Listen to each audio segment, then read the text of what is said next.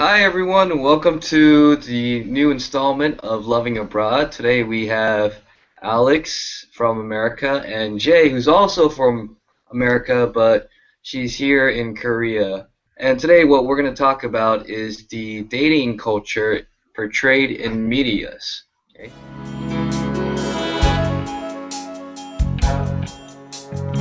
All right, could you introduce yourselves a little, Alex? Hello, my name is Alex. I live in Birmingham, Alabama, which is southern United States, and I'm a full-time real estate agent, and I've done a whole lot of other stuff in between. Jay, can you tell us what you're doing here in Korea? I am a teacher here in Korea. Been here for 4 years already. All right, so we have an English teacher and a real estate agent. We're going to be discussing the trends in dating in media. And could you tell us a little about American dating in TV shows or in movies? In movies, it tends to be very clear-cut and very neat, and it's not that way. It's messy. Sometimes it is very sweet, but every relationship is different, and every relationship is depicted differently. Jay? Yep, I agree. Relationships in movies are very clear cut. They're very Disney. It's like PG-13. They all have a happy ending. That's not true. That's not in real life. And usually in that process, throughout movies, the protagonist uses really any antics to try to express his or her love and try to win the other person over. Would the antics portrayed in movies and shows actually be considered sweet in real life or considered sort of creepy? A lot of them would probably be considered very creepy, considering that we live in more of a digital society and most of our dates are actually set up via text message. Not even a phone call anymore. Well, Alex, that's your perspective in America, but whereas Jay, you've been in America and you're here in Korea, would you say there's a difference in how these movies portray relationships? Pretty much, but I think here they take it to another degree because you root for the underdog. Because even in American movies, you see the underdog usually wins. But here, no. The underdog doesn't always win. Yeah, he's got to be the main character. He's got to be like the name on the headline.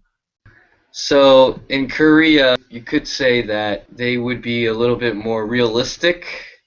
Far from it. Because, like, for example, the female, if the female starts off very strong in the movie, suddenly, about episode 12, you can guarantee everybody's crying. And then they cry and cry and cry for the next 7 episodes. When it's resolved, all of a sudden, everybody's happy, the crying stops, and she's with the, let's say, for example, the initial dude that made her cry in the first place. And would this fly in American media, Alex? Probably not. We don't tend to be very much, I guess, an emotional society, as you probably say. We don't get sad, we get mad. Yeah, could you tell us of one of your experiences as to what Korean people would have expected of you from watching Hollywood films and seeing the real you?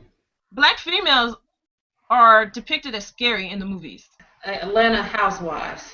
We're depicted as scary, so most of them are just afraid to approach me in the first place. And I really I don't deter their ideas of me because don't come crying to me. I don't want to see your tears. And what about the Korean girls you've seen here? Oh my gosh. It's so sweet. It's like I'm growing cavities in my teeth. Just need to stop. Just stop. I want to close my eyes and just walk away. And what are your thoughts on that as an outsider in Korean society? Very unrealistic expectation. No one could be that sweet all of the time. Okay. And Jay, have you seen a lot of these behaviors like 애교 during your time here? Oh, lots of it. To the point where I turn up my iPod so I don't have to hear it. I can play like I'm busy on my phone or something so I don't have to see it. I see it from the guys where the guys will purposely pose those little cute poses. Okay, let's talk a little about that. The difference between Korean men and American men, and especially how they would be portrayed if, for example, a traditional Korean young adult goes to the United States and starts taking little poses like Yeah. I would hate to say this, but everyone around him, like, especially because I lived in Atlanta too, they would think you're gay. Mm. And you would probably be hit on. They have a bit more of a over-masculated perception as far as the guys here. But yeah, that would be considered very feminine. you would never see that in American mainstream movies, would you? Not unless you're playing a gay Not role. unless the main character is playing a gay guy. I agree with you because if the movie wants someone to be gay, that's exactly how they take all those stereotypes. But what about Korean media, Jay? Egg that guys do in Korean shows. Well, I figure that they do that so that they can be cute for the girls. Because the girls like it. I think they're just playing into the role. So we have two pretty much opposite trends in American media and Korean media. Now, do you think media is a mirror of society, or society mirror the movies and shows they watch? I think society tries to mimic the movies and shows they watch because whatever is big at that time is pretty much what people try to gravitate to. If you want something to be popular, put it in a movie. And I think to a certain point that media thinks of an image, puts it out there, and like she says, when people see it, they're like, oh, that's hot, so I want that. So media will set it up, and I think people just follow it. But there are instances where it's vice versa, like music. Sometimes music imitates life. Depends on the music.